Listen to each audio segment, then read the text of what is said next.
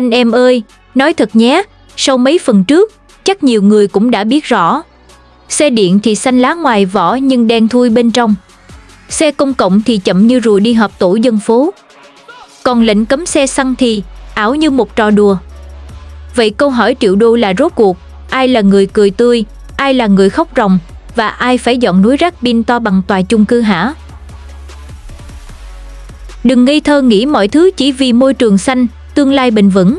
Vì phía sau mỗi chiếc xe điện lăn bánh là cả một đường dây quyền lực, lợi nhuận và drama xã hội. Ông lớn nào đếm tiền mỗi khi dân cắn răng mua xe điện? Ai ôm rủi ro khi pin cháy nổ, hỏng hóc hay rác công nghiệp chất cao như núi? Và các lỗ hổng trong chính sách này sẽ tạo ra bao nhiêu cơ hội làm giàu từ nỗi khổ của người dân? Phần tiếp theo chính là màn vạch trần cuối cùng. Ai hưởng lợi? Ai chịu thiệt? Và nếu không tỉnh táo, rất có thể chính chúng ta sẽ trở thành nhân vật phụ bi hài trong bộ phim xanh mà người khác viết kịch bản. Muốn không bỏ lỡ thì nhớ đăng ký kênh ngay, vì đây là series xe điện mà anh em coi xong sẽ phải suy nghĩ lại trước khi xuống tiền đấy. Ai hưởng lợi, ai chịu thiệt và các lỗ hổng cần giải quyết? Bạn nghĩ lệnh cấm này chỉ vì môi trường? Xin lỗi, môi trường chỉ là cái poster đẹp thôi. Ở phía sau, có những nhóm đang cười tít mắt, đếm từng cọc tiền đó. 1. Ai hưởng lợi? Doanh nghiệp xe điện, hốt bạc từ giấc mơ xanh. Một bộ phận lớn dân thành thị phải bỏ ra hàng chục triệu để đổi xe. Cấm xe xăng thì thị trường xe điện bùng nổ. Hãng nào bán xe, hãng đó trúng vàng. VinFast, Honda, Yamaha và các gã khổng lồ quốc tế như BYD, NIO đang đua nhau chiếm thị trường xe điện. Doanh số xe điện toàn cầu dự kiến chiếm 25% thị trường ô tô và xe máy năm 2025, tăng từ 18% năm 2023. Tại Việt Nam, VinFast bán hơn 34.000 xe điện ô tô và xe máy trong 2024, dự kiến tăng gấp đôi khi cấm xe xăng. Một chiếc VinFast VFE 34 giá 690 triệu đồng, xe máy điện VinFast Clara giá 40 đến 60 triệu. Cấm xe xăng đồng nghĩa dân đổ xô mua xe điện, doanh thu VinFast bùng nổ. Wow. Ở Trung Quốc, BYD vượt Tesla năm 2024, chiếm 40% thị trường xe điện nội địa. Lệnh cấm xe xăng ở Bắc Kinh, Thượng Hải giúp BYD bán hơn 3 triệu xe năm. Nếu Việt Nam copy kịch bản này về nước ta thì VinFast và các hãng xe điện Việt Nam sẽ hưởng lợi tương tự nếu cấm xe xăng thành công. Mô hình cho thuê pin, người dùng vừa mua xe, vừa thuê pin hàng tháng. Đúng kiểu mua thân xe, trả góp linh hồn. Một điều quên nói với mọi người là các hãng xe điện có thể đẩy giá sản phẩm do nhu cầu tăng đột biến. Người dân chịu áp lực mua xe đắt đỏ, chưa kể chi phí thay pin, 20 đến 30 triệu đồng sau 5 đến 7 năm. Ngành điện, độc quyền, tha hồ đếm tiền. EVN, Tập đoàn Điện lực Việt Nam, độc quyền cung cấp điện, nắm giữ 57% sản lượng điện từ than và thủy điện năm 2024. Khi 7 triệu xe máy xăng chuyển sang xe điện, nhu cầu sạc sẽ tăng vọt.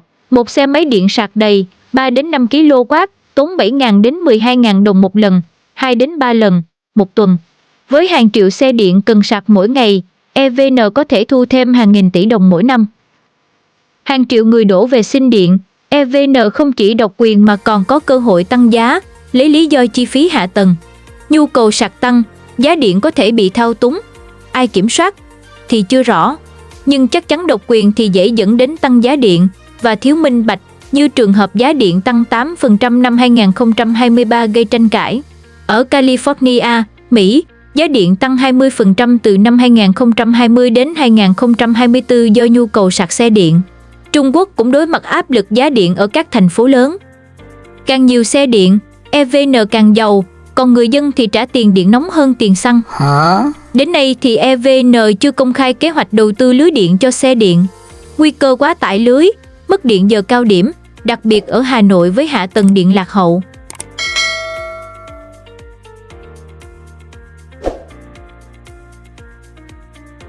Ngành sản xuất pin và linh kiện, cú hích tỷ đô.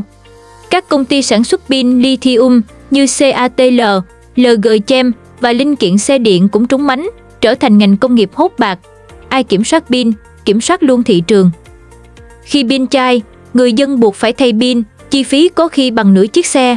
Một mũi tên bắn trúng túi tiền. Wow. Tại Trung Quốc, CATL cung cấp pin cho 50% xe điện toàn cầu. Năm 2024, doanh thu 48 tỷ USD.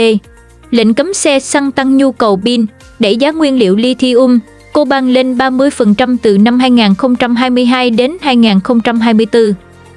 Tại Việt Nam, VinFast hợp tác với Gotion Trung Quốc, xây nhà máy pin ở Hà Tĩnh, dự kiến sản xuất 5GWh pin 5 từ năm 2025. Cấm xe xăng sẽ thúc đẩy đầu tư pin, nhưng chi phí pin đắt đỏ vẫn đè nặng người tiêu dùng. Tóm lại, khai thác lithium, coban gây ô nhiễm môi trường như ở Chile, Congo. Việt Nam chưa có chuỗi cung ứng pin nội địa, phụ thuộc nhập khẩu.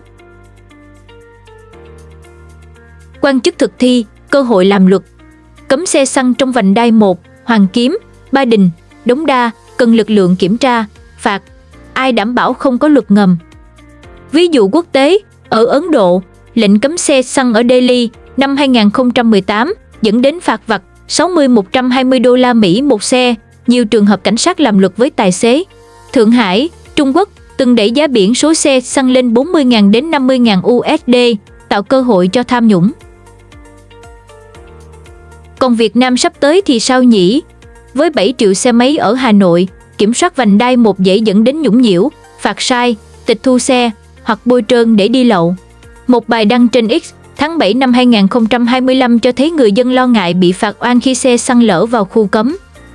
Nói chung, nếu thiếu hệ thống camera, quy trình minh bạch thì thế nào người dân cũng dễ bị làm khó, đặc biệt shipper, xe ôm cần vào nội thành giao hàng. 2. Ai lãnh đủ? Trong khi các doanh nghiệp, EVN và quan chức hưởng lợi, thì người dân thì sao? Họ phải đối mặt gánh nặng tài chính và rủi ro. Chi phí, xe điện đắt hơn xe xăng 20 đến 30%, chi phí sạc và thay pin tăng theo thời gian. Một gia đình trung bình ở Hà Nội khó xoay sở 100 triệu đồng để đổi 2 đến 3 xe. Rủi ro, cháy nổ pin, xếp hàng sạc, xe hỏng do lũ lụt, giao thông công cộng quá tải, không thay thế được xe máy. Tác động xã hội, shipper xe ôm, lao động tự do mất thu nhập nếu không đủ tiền mua xe điện. Thợ sửa xe xăng, thay dầu, rửa xe, bỏ nghề hàng loạt. Trong khi gara xe điện chưa đủ năng lực sửa chữa, dẫn tới vỡ trận khi xe điện hỏng pin, bo mạch. Lệnh cấm có thể làm tăng bất bình đẳng, đẩy người nghèo vào thế khó.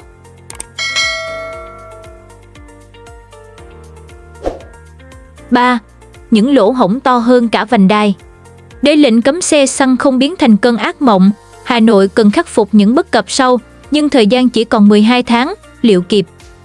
Cấm xe xăng để xanh hơn, nghe hay lắm. Nhưng nếu nhìn kỹ vào lộ trình, bạn sẽ thấy không ít lỗ hổng to như ổ gà trên đường Hà Nội. Hả? Giờ tôi sẽ liệt kê ra một số điểm bất cập cần giải quyết trước năm 2026 cho các anh chị em xem sao nhé. Hạ tầng sạc, xây ngay, xây gấp. Hà Nội chỉ có khoảng 200 trạm sạc công cộng, năm 2025, không đủ cho 7 triệu xe máy nếu chuyển sang xe điện. Người dân xếp hàng dài cả cây số để cắm sạc, vì trạm sạc ít hơn cả trạm xăng ở sa mạc Sahara. Hả? Xe sạc nhanh vẫn cần ít nhất 20 đến 40 phút so với 2 phút đổ xăng. Hãy tưởng tượng giờ cao điểm, cả nghìn xe xếp hàng sạc, tắc luôn cả trạm. Giải pháp đó là xây ít nhất 5.000 trạm sạc công cộng, ưu tiên chung cư, nhà trọ, ngõ nhỏ. Tiêu chuẩn hóa pin như Trung Quốc 48V hay 60V để các hãng xe tương thích. Tại Hàn Quốc có 240.000 trạm sạc cho 2 triệu xe điện, năm 2024 đạt tỷ lệ 1 trạm trên 8 xe. Hà Nội cần học mô hình này, nhưng ngân sách và thời gian là bài toán khó. Bất cập hiện tại là quy hoạch trạm sạc chưa rõ, thiếu vốn đầu tư tư nhân, khung giá sạc dễ bị thao túng.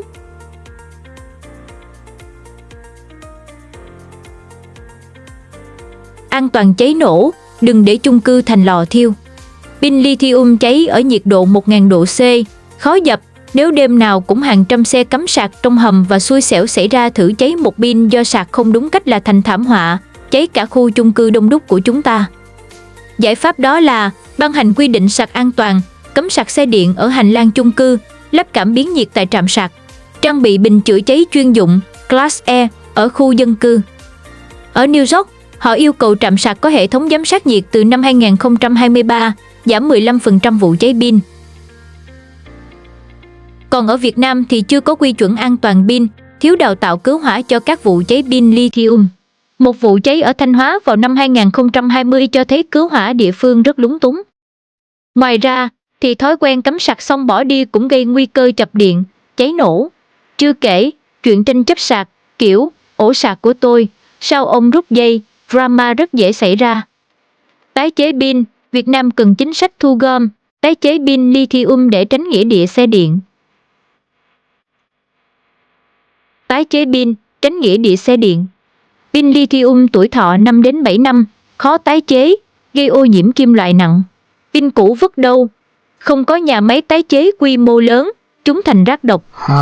Giải pháp đó là xây nhà máy tái chế pin ở Việt Nam, như mô hình của Redwood Materials, Mỹ, tái chế 95% lithium, cobalt, ban hành chính sách thu gom pin cũ, phạt nặng nếu xả bừa bãi. Tại Trung Quốc tái chế chưa đến 10% pin xe điện, dẫn đến nghĩa địa xe điện ở Hàng Châu năm 2023. Wow! Tại Việt Nam chưa có hệ thống tái chế pin, nguy cơ ô nhiễm đất, nước nếu xe điện tăng đột biến. Thay vì xanh, sạch, đẹp, Hà Nội có nguy cơ biến thành nghĩa địa pin phiên bản Trung Quốc. Giao thông công cộng phải lên level gấp.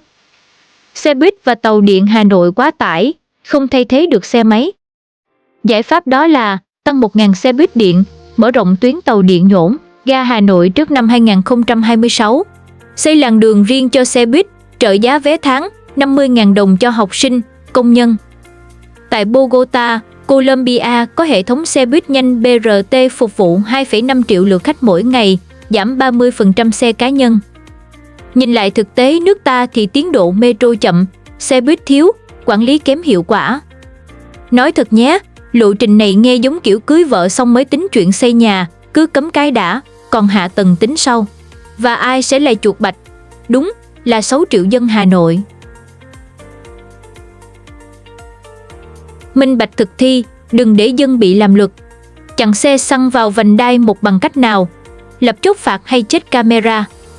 Khả năng nhũng nhiễu sẽ nảy sinh vì quy định thiếu rõ ràng, người dân bị làm khó khi chẳng biết lỗi ở đâu. Còn khi xe từ ngoài tỉnh vẫn vào Hà Nội, vậy có ngăn sông cấm chợ hay không? Nói chung, kiểm soát xe xăng trong vành đai một không khéo sẽ dễ dẫn đến nhũng nhiễu nếu thiếu minh bạch. Giải pháp cần làm là công khai cách kiểm soát xe xăng, có thể là lắp camera AI giám sát vành đai 1, công khai mức phạt, ví dụ 500.000 đồng một lần vi phạm, tạo ứng dụng báo cáo nhũng nhiễu, bảo vệ người dân. Nhìn vào Singapore, họ đã dùng camera và RFID để kiểm soát xe xăng, giảm 90% vi phạm từ 10 năm trước vào năm 2015. Wow! Còn ở Hà Nội chưa có kế hoạch giám sát, dễ tạo kẽ hở cho luật ngầm. Hỗ trợ tài chính, đừng ép dân còng lưng mua xe điện. Xe điện đắt, chi phí sạc, thay pin cao, đe dọa người thu nhập thấp. Nhiều người không bỏ được xe xăng vì rẻ, dễ sửa. Thế là chợ đen xe xăng bùng nổ, giống như xe lậu. Giải pháp là nên miễn thuế VAT cho xe điện, trợ giá 10 đến 20 triệu đồng một xe như Đài Loan năm 2023. Thu mua xe xăng cũ giá hợp lý một chút, 5 đến 10 triệu đồng trên mỗi xe để hỗ trợ đổi xe. Ở Na Uy, chính phủ trợ giá 50% cho xe điện, đạt 80% xe mới là xe điện năm 2024. Còn tại Việt Nam, chỉ thị 20 chưa đề cập hỗ trợ tài chính, khiến người dân lo lắng về gánh nặng kinh tế. Không biết mọi người có nghe vụ định giá chiếc Vespa sang chảnh của dân chơi còn 2 triệu chưa? Nghe thốn ví nhỉ? 2 triệu ấy. 2 triệu Kháng thiên tai, chuẩn bị cho lũ lụt, mất điện. Hà Nội thường xuyên ngập lụt, làm tê liệt xe điện và xe công cộng. Chỉ cần 1 triệu xe điện cắm sạc ban đêm, hệ thống điện sẽ ngáp ngáp như EVN trong mùa nóng. Mất điện đột ngột thì sáng hôm sau hàng vạn xe thành xác sống không chạy được. Giải pháp theo cá nhân tôi là xây trạm sạc di động chạy bằng năng lượng mặt trời, dự phòng pin cho xe buýt điện. Nâng cấp lưới điện chống quá tải, như mô hình Nhật Bản, lưới điện thông minh năm 2020. Tại Lũ Trịnh Châu năm 2021 cho thấy xe điện tê liệt nếu mất điện. Còn hiện tại thì EVN chưa có kế hoạch dự phòng, hạ tầng sạc không chống ngập. Tôi chỉ mới thấy họ bảo lỗ 400 tỷ đồng nữa kìa.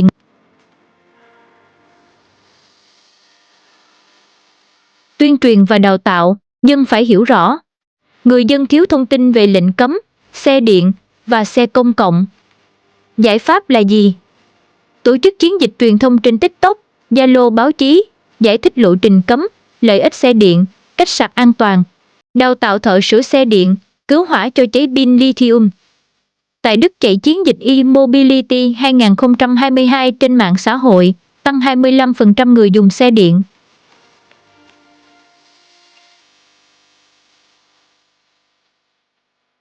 Hiện tại, chỉ thị 20 thiếu tuyên truyền, khiến dân hoang mang, không tin tưởng. Chứ tôi thấy trên mạng nhiều chung cư, nhà trọ kia thì xe điện rồi đấy. Nếu mọi thứ không được tính toán bài bản ấy và mấy cái lỗ hổng này không lấp kịp, thì lệnh cấm xe xăng năm 2026 dễ biến thành trận đánh giao thông lớn nhất lịch sử, nơi dân vừa khổ, vừa lo cháy pin, vừa ngồi xếp hàng sạc như thời bao cấp. Lệnh cấm xe xăng năm 2026 có thể là giấc mơ xanh, nhưng hiện tại chỉ như trò đùa với hạ tầng cùi bắp và lộ trình mơ hồ. Xe điện, nghe cool, nhưng cháy nổ, lũ lụt và xếp hàng sạc không phải chuyện đùa. Tinh thần lớn hơn vật chất, tụi mình cần tỉnh táo để không bị ép mua xe điện mà chưa sẵn sàng. Yes.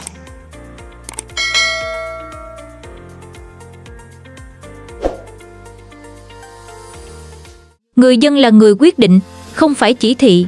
Khi chúng ta biết hạ tầng thì yếu, xe điện thì cháy, buýt thì kẹt, và người dân thì vẫn câm nín vì không còn lựa chọn. Những ai được hưởng lợi? Các hãng xe điện, ngành điện và vài người trúng mánh. Còn ai chịu thiệt? Đó chính là 90% dân lao động và cả bạn, nếu sáng mai bạn vẫn phải chen bus đi làm như cá hộp. Đừng hiểu lầm, chúng ta đều muốn môi trường sạch hơn. Nhưng cấm kiểu này mà chưa lo cơ sở hạ tầng, chưa lo văn hóa giao thông, chưa lo hỗ trợ dân, thì khác nào ép dân xanh bằng túi tiền và sự khổ sở. Anh chị em có muốn đổi sang xe điện không? Hay chờ hạ tầng tốt hơn? Bạn sẽ chọn gì? Cắn răng bán xe xăng mua xe điện, hay đứng ngoài cuộc và ngắm drama? Comment ngay để tôi biết sớm nhé! Nếu bạn thấy video này đáng để suy nghĩ, hãy bình luận ý kiến thực cháy, hãy viết suy nghĩ của bạn. Bạn nghĩ sao về xe điện? Có dám mua khi hạ tầng thế này không? Like nếu anh chị em thấy lệnh cấm này hơi sai và để anh em khác biết bạn còn chạy xăng nhé. Và đừng quên đăng ký kênh Nhất Thế Giới để tôi có động lực bóc phốt tiếp những drama giao thông nhé, vì drama giao thông này mới chỉ là màn dạo đầu thôi.